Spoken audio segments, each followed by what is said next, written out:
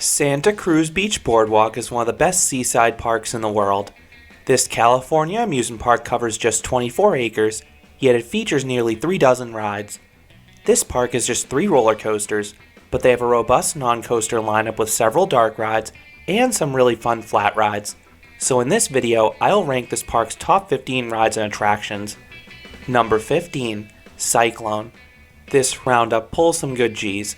You're plastered to the walls, the ride rises into the air. While it doesn't go fully vertical, you do have some fun visuals since the ride is on an elevated platform underneath the log flume.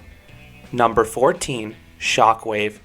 This Zamperla Disco offers the usually dizzying ride experience with some weak weightlessness on the spikes. However, this one is plus by 2 things. 1, it has a flashy lighting package that comes alive at night.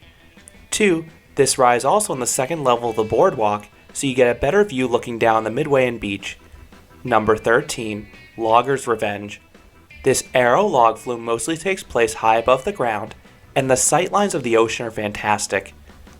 Then you have just one drop towards the end, but it's a decent one, and you can get absolutely soaked with a full log. Number 12, Undertow. This Mauer spinning coaster features the familiar SC2000 layout. On the bright side, this one offers some. Number 12, Walk. On the downside, this one has several trim breaks that kill the ride's speed and spinning.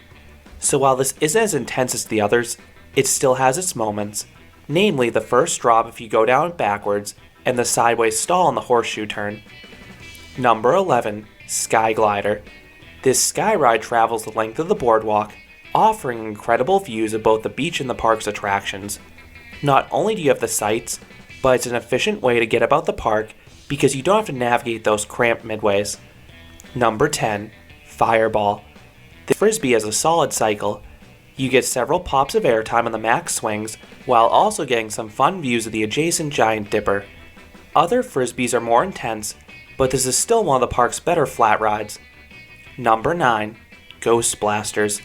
This Sally Dark ride is very similar to the Cedar Fair Boo Blasters rides. I wish you had more complex sets and animatronics, but most of the 2D targets you take aim at do work. Number 8, Rocco Plane. This classic Irely flat can be as tame or as wild as you please. I can flip so often on this ride that the seatbelt can cause bruises. If you use the lock, you can stay inverted for seconds at a time, and then you can time the release to get your car flipping faster and more violently. Number 7, Typhoon. This ARM Kamikaze is a hang time machine. You get tons of hang time on every revolution. This one isn't as heavy on the positive G's as other models, but the good cycle and abundance of hang time more than compensates, plus you have that view of the ocean going over the top. Number 6, Double Shot. This 12-story tall S&S drop tower packs a punch. The launches are pretty tame, but both main ascents offer quick but strong bursts of ejector airtime. And you also get arguably the best views of the park and beach from atop the tower. It is the tallest ride after all. Number 5, Cave Train Adventure. This quirky dark ride from Aerodynamics is a lengthy ride that takes you past fun and busy sets. The ride has a cartoony feel to it, but you'll need to ride several times to take in everything that the cavemen and cavewomen are doing. There's just that much going on. Number 4, Haunted Castle. This Sally Dark ride has some really nice effects. The physical sets are much higher quality than you'd expect for a boardwalk park. And the ride has some clever use of screens and air blasts to catch you off guard as well during the experience. Number 3, Wipeout. This Huss breakdance is enclosed in a building with lights and music.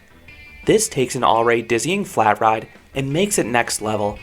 If you throw your weight around properly, you can chain a few forceful spins together, which will cause you to lose all sense of direction amid the club-like atmosphere. Number 2, Carousel. This classic Loof carousel is a beauty. It features wood-carved horses, a pristinely maintained band organ, and most importantly, a ring machine. The latter is what really makes the ride special for me.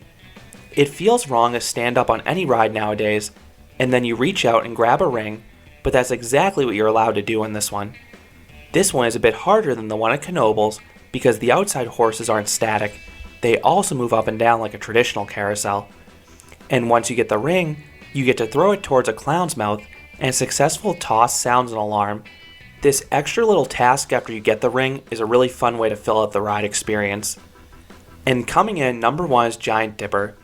This Pryor & Church wood coaster is over 100 years old, but it's one of the best wood coasters in the country in my opinion. It's an extremely underrated ride. This ride mixes some shocking airtime with some downright powerful laterals. The turnarounds violently plaster you to the side of the train.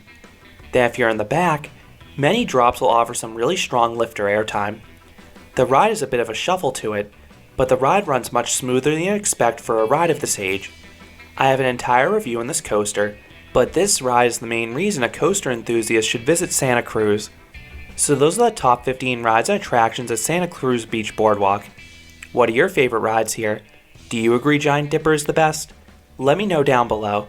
If you enjoyed this countdown, I'd appreciate it if you gave this video a like, and you considered subscribing, because there'll be a lot more roller coaster and amusement park videos here at Canobie Coaster.